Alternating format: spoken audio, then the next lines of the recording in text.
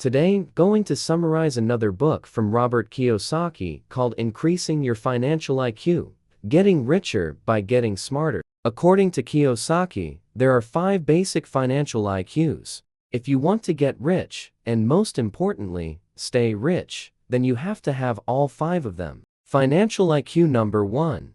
Making more money. If you have a toothache, it means you have dental problems. To solve the problem and stop the pain, you visit a dentist. In the same way, if you are not earning enough money, it means you have money problems. If you start solving the money problems, the pain of not having enough money will go away, just like your toothache. For example, let us say you want to improve your selling skills, but you are very shy and hate rejection. This is quite a serious problem that stops many people from becoming a salesperson. If you take courses or read books and solve this problem, you will become a better salesperson, which means you will sell more, and that means you will earn more. The reason you started to earn more is because you solved a problem. I think you would agree that solving money problems helps you to earn more. If that is the case, then the more problems you solve, the more you earn, and the higher your financial IQ. Number 1 goes. The path to making more money looks something like this picture. First, you start solving small problems. These are usually the problems on a personal level, such as lack of knowledge on certain topics or lack of self-confidence, etc. Then you move on to more complex ones. It is like a game. Every time you solve a problem, you move to another level where there is another problem waiting for you to be solved. The more money problems you solve, the smarter you get, and the more you earn. It also works the opposite. The more money problems you ignore, the poorer you get. You must solve your money problems as early as possible, otherwise, there will come a time that you will be forced to do things that you don't want to do, and you will regret that you did not solve the problem when it was small. Once I heard an interesting story about the importance of solving problems early. It is a story about a farmer and a rooster. One day, a farmer comes to the rooster and says, "From now on, you will stop crowing in the mornings. If I ever hear you again crowing, I will pull off all your feathers." The rooster says nothing and stops crowing in the mornings, as the farmer requested. Some time passes, and the farmer comes back again and says, "You know what? From now on, you will start walking like a hen. Otherwise, I will pull off all your feathers again."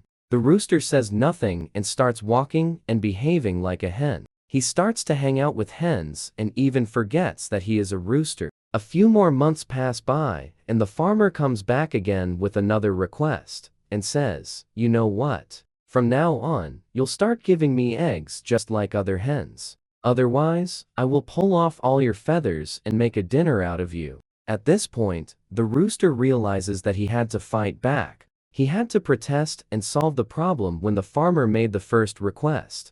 Now, it is already late, and he is forced to do something that is impossible to do. It may sound like a dumb story, but every day, many people are forced to do things that they are not proud of. They work for people or companies that they hate, but they do it anyway because they have to put food on the table and feed their families.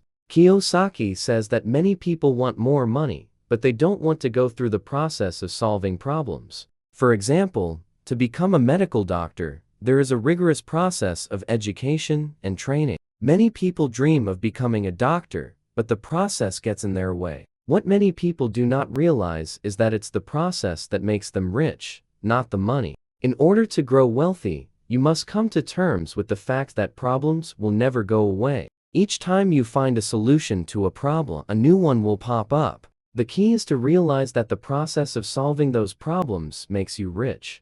And once you start solving not only your own problems, but others as well, then the sky is the limit. Simply put, there are trillions of ways to make more money because there are trillions of, if not infinite, problems to solve. When Kiyosaki was a young boy, Rich Dad said, "Money problems make you smarter if you solve them." He also said, "If you solve your money problem, your financial intelligence grows. When your financial intelligence grows, you become richer. If you don't solve your money problems, it will lead to a series of other problems, and you will get poorer." Rich Dad used the example of having a toothache to illustrate what he meant by a problem leading to other problems. He said, Having a money problem is like having a toothache. If you do not handle the toothache makes you feel bad.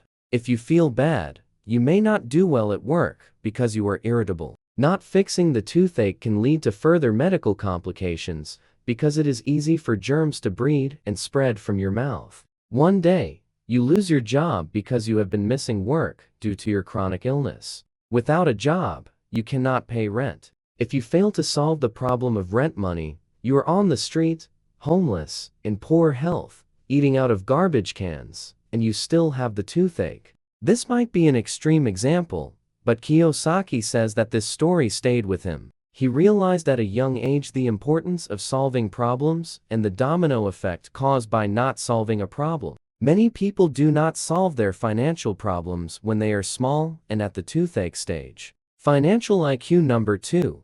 Protecting your money. Financial IQ number 1 is measured by how much you make, whereas financial IQ number 2 is measured by how much you keep to yourself. For example, a person making $200,000 a year has a higher financial IQ number 1 than the person who makes $100,000 a year. However, if the first person loses 50% of his income to taxes, but the second person loses only 15%, then it means he has higher financial IQ number 2 than the first person. Protecting your money from financial predators is important. As most of us know, the world is filled with people and organizations waiting for the opportunity to help themselves to your money. Many of these people and organizations are very smart and powerful. If they are smarter than you or have more power than you, they will get your money. This is why financial IQ number 2 is so important. Kiyosaki says, "When I was just a kid, my rich dad taught me the importance of protecting your money with a simple example. He said, a farmer needs to protect his crops from bunnies, birds, and bugs. Bunnies, birds, and bugs are thieves to a farmer." Using the idea that bunnies were thieves served as a powerful lesson. Bunnies were cute and cuddly, they were harmless. The same was true of birds. The reason he used cute creatures such as bunnies and birds was to make the point that some of the biggest thieves of our personal wealth are not just bandits, criminals, or outlaws. He used bunnies and birds because he wanted us to remember that some of the greatest financial predators are people and organizations that we love, trust, or respect. These are the people or organizations we think are on our side and are standing behind us. Rich Dad said, "The reason so many people stand behind us is because it is easier to get into our pockets from that position." One of the reasons so many people have financial problems is because they have too many hands in their pockets. Rich Dad's list of financial predators are following. No one. Bureaucrats. As we all know, taxes are our single largest expense. The job of the tax department is to get your money and turn it over to a government bureaucrat who spends it. The problem with most bureaucrats is that they are very good at spending money. They do not know how to make money, which may be why they choose to become bureaucrats. If they could make money, they would probably be business people instead of bureaucrats. Since they do not know how to make money but love to spend it, bureaucrats spend a lot of time figuring out more and creative ways to take our money via taxes. As you know, we already pay taxes on our income, investments, homes, cars, gasoline, travel, clothing, meals, alcohol, cigarettes, businesses, education, etc. We pay taxes upon taxes. We pay taxes on things we don't even know about. These taxes are sold to us as being good for society, and some are. Society's problems, however, only get bigger because bureaucrats do not know how to solve problems. They know how to throw money at the problems. Before you get angry at what I just said about taxes, let me tell you that Kiyosaki is not against the government or paying taxes. As the rich dad said, taxes are an expense for living in a civilized society. Taxes pay for schools and teachers, fire and police protection, court systems, the military, roads, airports, food safety, etc. Rich Dad's frustration with taxes was that bureaucrats very rarely solved the problems they faced, which meant taxes had to keep going up. Since taxes keep going up, Rich Dad's philosophy was, A bureaucrat's job is to get their hands deeper in your pockets, legally, and your job is to have them take as little as possible legally. Unfortunately, it is often the people who earn the least who pay the highest percentage in taxes. One event, Warren Buffett had this to say about taxes. The 400 of us sitting here in this room pay a lower part of our income in taxes than our receptionists or cleaning ladies do. If you're in the luckiest 1% of humanity, you owe it to the rest of humanity to think about the other 99%. The author says, if you want to protect your money from taxes, then you need to understand how different types of incomes are taxed. There are 3 different types of income: earned, portfolio, and passive. In case you don't know, earned income is the income you get for working for a company or for someone 9 to 5. Portfolio income is the income you get from owning stocks and bonds. Finally, passive income is an income you get from owning assets that bring you money constantly without working. An example of this can be real estate. Working for earned income does not allow for much protection from taxes. On the other hand, portfolio income and passive income provide higher protection. That is one of the many reasons why Kiyosaki is against earned income. Predator number 2: partners. It's insane to think that life is about living happily ever after. Happily ever after is true only in fairy tales. Things change. That is why exit strategies are important for anything of worth. I know it may be uncomfortable to ask for a prenuptial agreement before you marry the man or woman of your dreams, but it's the financially intelligent thing to do, especially in this time when the divorce rate is 50%. When forming a new business with a new business partner, I know it may be difficult to think about a buy-sell agreement or business dissolution agreement when you're just starting out, but it is financially intelligent to think of your exit before you enter into the agreement. You never know what can happen in the future. Death is the final exit. It's another time when predators appear, or should I say vultures. If you are rich, not having a financial IQ can be expensive for your loved ones, family, friends, and the government show up for your funeral. If you are rich, your brother-in-law's children's grandchildren, children you've never met suddenly become family and come to cry at your funeral. If you have a high financial IQ, the percentage of your money these grieving relatives received will be controlled by you even after you have moved on. Predator no. 3: lawyers. You may remember the person who sued McDonald's claiming the coffee was too hot. That is an example of a financial predator using the court system to get your money. Millions of people are waiting for any excuse to use a lawsuit to get rich. There are lawyers whose sole purpose in life is to take you to court and take your money. Knowing these predators are always on attack, there are 3 things a financially intelligent person must do. Number 1. Keep nothing of value in your name. It was the poor dad who proudly said, "My house is in my name." Financially, smart people would not have their houses in their names. 2. Buy personal liability insurance immediately. Remember, you cannot buy insurance when you need it. No one sells insurance for a house that is on fire. 3. Hold assets of value in good legal entities such as an LLC, limited liability company. There are also bad legal entities. These are sole proprietorships and general partnerships. Ironically, most small business owners are in bad entities. Predator no. 4. Brokers. A broker is another word for salesperson in the world of money. There are brokers for stocks, bonds, real estate, mortgages, businesses, etc. One of the problems today is that most people are getting their financial advice from salespeople, not rich people. If you meet a rich broker, you need to ask if the broker got rich from his or her sales ability or financial ability. Warren Buffett once said, "Wall Street is the only place people drive to in their Rolls-Royce to take advice from people who ride the subway." Here are a few tips for choosing a better broker. Number 1. In whatever area you are investing or doing business, you need to educate yourself first. Having more knowledge will allow you to differentiate the educated broker from a salesperson. Number 2.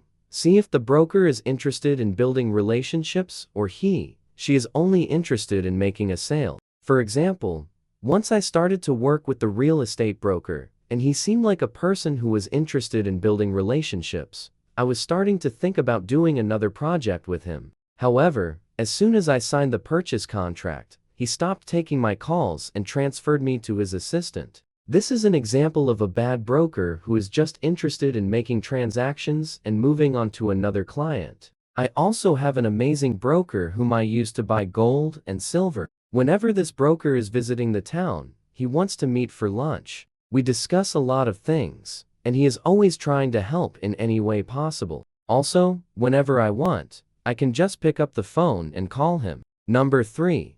Find out if they invest in what they sell. After all, why should you invest in what they're selling if the broker doesn't have the confidence to invest in the same thing? 5th, financial predators are businesses.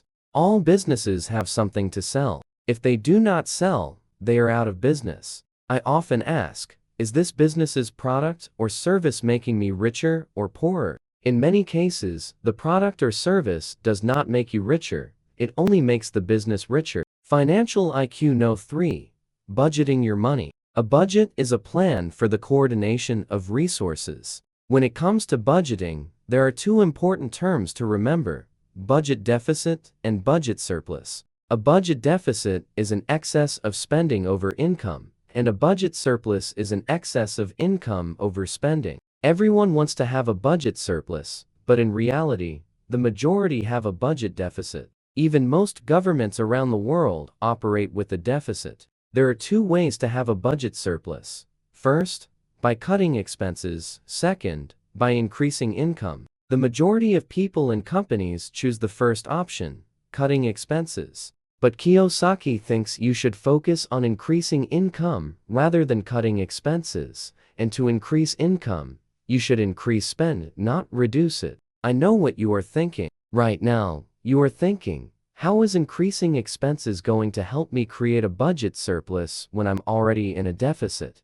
Well, when Kiyosaki talks about increasing expenses, he talks about two types of expenses specifically. The first type of expense is the one that can help you to generate extra income. For example, if you have a store and are not selling enough products, then you should spend more on promotion and market rather than cutting out marketing expenses. The second type of expense you should increase is the one you pay yourself. You probably know about the concept called pay yourself first, so I'm not going to talk much. We'll put a link to that video on the screen. The basic idea is that every time you earn money, you should pay yourself first before you pay anyone else. The author says that the money you pay yourself should be seen as an expense and prioritized over other expenses. Even if you operate on a deficit, you should pay yourself first because it is the expense that is going to be used to create assets in the asset column. The asset column is your column, and you should always take care of it. I know most of you can agree with the logic of what I am saying, but it is easier said than done. So let me tell you how the author and his wife, Kim, handled it. Kiyosaki says, soon after we were married, we had the same financial problems many newlyweds have. We had more expenses and income. To solve this problem, we hired Betty, the bookkeeper. Betty was instructed to take 30% of all income off the top as an expense and put that money in the asset column. Using simple numbers as an example, if we had $1,000 in income and $1,500 in expenses, Betty was to take 30% of the $1,000 and put that money in the asset column. With the remaining $700, she was to pay the $1,500 in expenses. Betty nearly died. She thought we were nuts. She said, "You can't do that. You have bills to pay." She almost quit. You see, Betty was a great bookkeeper, but she budgeted like a poor person. She paid everyone else first and herself last. Since there was rarely anything left over, she paid herself nothing. Her creditors, the government, and bankers were all more important than Betty. Betty argued and fought all of her training, told her to pay everyone else first. The thought of not paying her bills or taxes made her weak in the knees. I finally got her to understand. She was doing us a favor. She was helping us out. I explained to her that she was helping us solve a very big problem. The problem of not having enough money. And as you know, solving problems makes us smarter. When she understood, she was actually creating income through expense. She was willing to go along with our plan to create a budget surplus. For every dollar of income, Betty would take 30 cents and put it in savings and investing. She knew that saving and investing were a necessary expense to create a surplus. Our first and most important expense, with the 70 cents from every dollar left, she was to pay taxes, liabilities such as our mortgage and car payments, and then our bills such as electricity, water, food, clothing, etc. Needless to say, for a long time, we came up short every month. Although we had paid ourselves first, we did not have enough money to pay others. There were some months Kim and I came up as much as $4,000 short. We could have paid the $4,000 from our assets,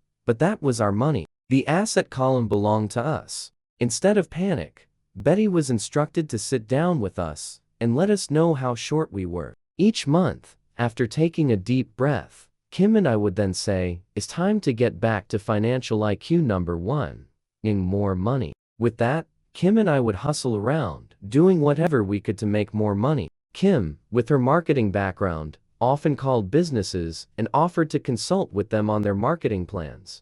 She also took modeling jobs and sold a line of clothes. I offered to teach investment or sales and marketing classes for a few months. I trained sales teams at a local real estate company. I even made money by helping a family move and by clearing some land for another family. In other words, we swallowed our pride and did whatever it took to make the extra money. Somehow, we always made it, and somehow Betty stuck with us and assisted us with our problem solution and process, even though she worried more about us than we did. Unfortunately, Betty could help us, but was unwilling to help herself. Last we heard, she retired and moved in with her single daughter. They share expenses and do not have a budget surplus. Financial IQ number 4. Leveraging your money. In very simple terms, the definition of leverage is doing more with less. A person who puts money in the bank into a savings account has no leverage. It's the person's money. Compare this with buying a property. If banks require you to put down 20% for the purchase of a property, it means for every dollar you put in, the bank puts in $4. Leverage helps you turn higher returns. Many financial advisors will tell you that leverage is risky. Kiyosaki thinks that is absolutely false. Leverage is risky only when people invest in assets that they have no control over. The key word here is control. If a person has control, leverage can be applied with very little risk. The reason most financial advisors say that higher returns mean higher risk is simply because they sell only investments that allow very little control. Since most financial planners put people into investments where they have no control, they should not use leverage. Using leverage to invest in something you do not control would be like buying a car without a steering wheel and then stomping on the gas pedal. The major flaw in paper assets such as savings, stocks, bonds, mutual funds, and index funds is the lack of control. And because you have no control, it is difficult and risky to apply leverage. Banks know this well, and that is why it is very difficult to get a bank to lend you money to invest in the stock market. At this point, you are probably wondering what kind of control Kiyosaki is talking about. Well, he mainly talks about control over 4 areas: income, expense, asset, and liability. Example, if you have some type of business, you probably have control over all 4 of them. By doing more promotion and better marketing, you can sell more and increase your income. By using systems and automation, you can decrease labor expenses. By negotiating lower interest rates or by consolidating your loans, you can decrease the interest rate on your loans, etc. Leverage is not just about money. There are other types of leverages as well. Product can be used as leverage. For example, if you are a doctor, it is hard for you to leverage your value if patients come only to see you. But if you invent a new cure or kind of medicine, then your medical intelligence can be leveraged via product. Other people's knowledge is another example of leverage. For example, if you are bad at editing videos, you can hire someone who can complete the work in 1 hour instead of you spending 20 hours. Another example for leverage is using other people's time. If you run a business, there are probably a lot of tasks that are not that important, but still need to be done. By outsourcing such tasks to others, you're using time as leverage. Successful people use this a lot to grow their business. Without other people's time, it would be almost impossible to achieve big success. Imagine Jeff Bezos always kept cooking his meal, cleaning his room, washing his dishes, and driving his car. If he did that, Amazon would not exist today, or it would still be selling books as a small online store.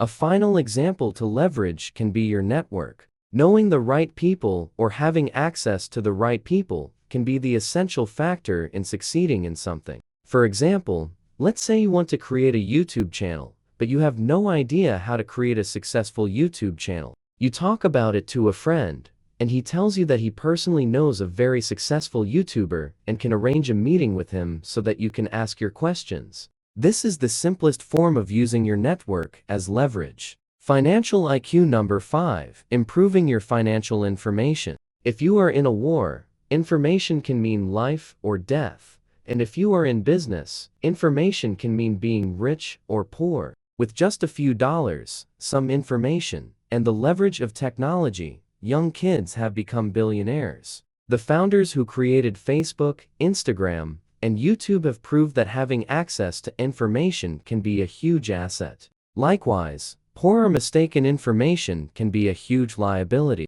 Poor information creates poor people. Many people who are struggling are doing so because they are using industrial or agrarian age information in the information age. Examples of industrial age information are ideas such as, "I need a good education to get a high-paying job today." The good news is that information is abundant and free. The bad news is that information is abundant and free. The amount of information doubles every 18 months. What you learn today might be obsolete in 18 months. That is why you constantly need to educate yourself and update what you already know. Using obsolete information is like consuming expired food. Many of us double-check the expiration date on the yogurt we buy, but we rarely check our brains to see if the knowledge has expired or not. Kiyosaki thinks this is one of the main reasons many people are financially sick today. The author does not provide any practical tips on how to improve IQ number 5. To me, this chapter seemed like it was just random stories put together to create a chapter. Overall, I found the book quite useful, but as usual, the author repeats some information over and over, which can be quite annoying. That is why I tried to provide new information that is not repeated in his other books. If you would like to see more, check out the video you see on the screen. Thanks for watching.